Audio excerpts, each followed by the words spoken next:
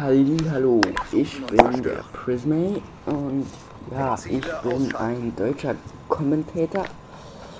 Das ist jetzt mein erstes Commentary und ja, das Spiel heißt Call of Duty Black Ops 2. Es ist ein Suchen und Zerstören Gameplay auf der wundervollen Map Raid. Als Waffe habe ich die DSR 50 Diamant mit einem Ballistikprozessor. Als Zweitwaffe ein stinknormales Kampfmesser. Als Abschlussserie die Drohne, die Fernentladung und die Vorräte.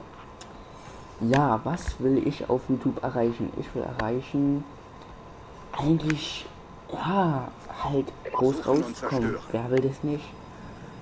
Ja, und Ziele neutralisieren. ja. Okay, jetzt fahren wir. Okay, ja.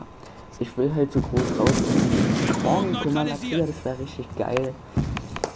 Und nimm's mir nicht übel, wenn ich nicht gut kommentieren kann. Das ist mein erstes Commentary und was nicht ist, kann auch werden, meine ich. Ja, worüber ich heute reden will. Über die Spieleentwicklung von Call of Duty. Und falls noch keine Zeit ist, um anderes Thema, was ich jetzt erstmal nicht nennen will. Ja, also zu den Call of Duty Teilen. Es ist so. Bis Call of Duty 4 lief alles gut. Also bis Call of Duty 4, ja, so circa. Ich meine, keine Hacker, keine Patches. Das Spiel wurde nicht roh rausgebracht, sozusagen. Also mit roh meine ich jetzt, dass 3-4 GB Patches auf uns zukommen. Es war einfach, es gab keine Map Packs, es war so wie es ist. So, bei MW1 hat es glaube ich angefangen. Es kam Map Packs, okay. Man konnte sie sich kaufen. Okay, war gut. So, World at War. Man sucht heute eine Lobby, PS3. Immer diese Map-Packs. Überall diese Map-Packs. Du kannst kaum spielen, weil da nur die Map-Packs kommen. Dann wird da nur rumgehackt. Also nein, ey, bitte. Das verstehe ich gar nicht mehr. So, MW2. Challenge Lobby, XP Lobby, jeder Suchen, zerstören, nicht lieber Sniper, Trickshotter. Ja, MW3. Also brauche ich jetzt nichts sagen, oder? P90 Schnellfeuer. Ab ist der Fisch. Nee, sage ich nichts zu. Einfach schlimmstes Call of Duty. Black Ops, geiles Spiel. Es war spielbar. Zombie-Modus, ich werde ihn auch wahrscheinlich immer bringen. So, Black Ops 2. Es ist draußen für meine Anforderungen. Es ist gut, ja.